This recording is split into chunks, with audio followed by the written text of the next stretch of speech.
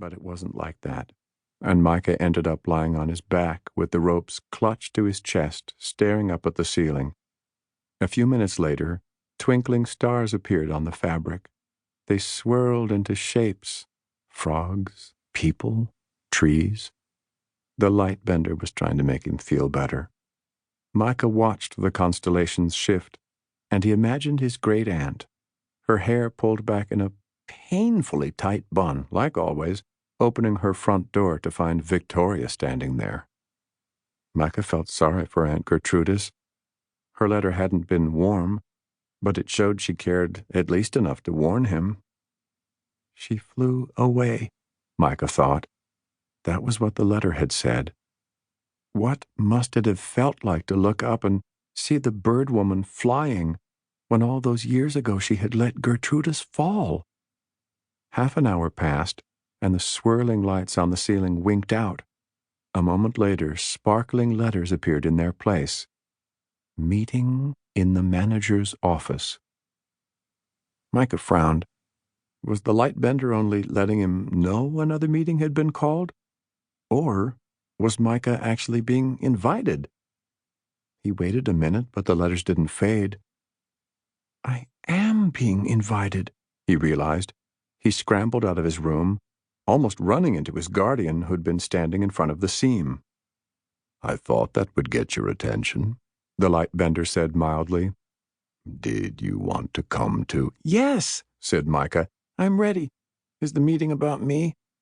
Somewhat. I thought you wouldn't want to be left out. Rosebud and Porter were standing by the aquarium when Micah and the Lightbender entered the menagerie.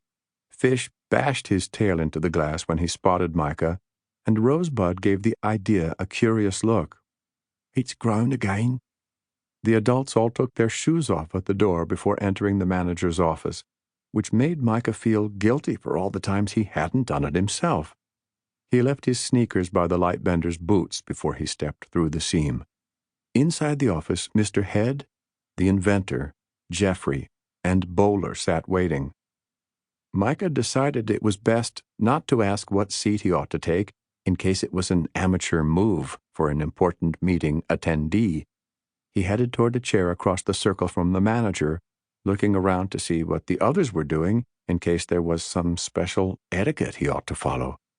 If so, the magicians weren't giving it away. Rosebud sat tall and straight, her hands folded in her lap. Bowler had plopped himself down onto the sofa beside the inventor. Jeffrey and the Lightbender slouched in chairs by the manager, and Porter went to stand with his back to the fireplace. What have you learned? Mr. Head asked, once everyone had settled. Not as much as we wanted to, Bowler said. Victoria knows Micah exists, and she assumed he would be with his great-aunt, Jeffrey said, nodding at Micah. She's been checking in on the family over the years, Micah realized. If she hadn't been, she wouldn't even have known he'd been born.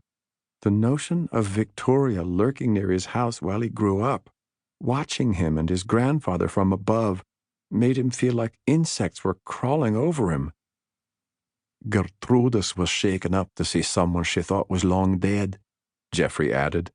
I'll give her credit for coming to her senses after the fact and sending that letter, but it was done half out of guilt. She gave away more information than she should have, and she realized it after the bird woman flew off. He glanced at the Lightbender, and the illusionist turned to Micah. It seems Victoria had a lot of questions about your magic. She has some sense of its magnitude, the manager said sharply.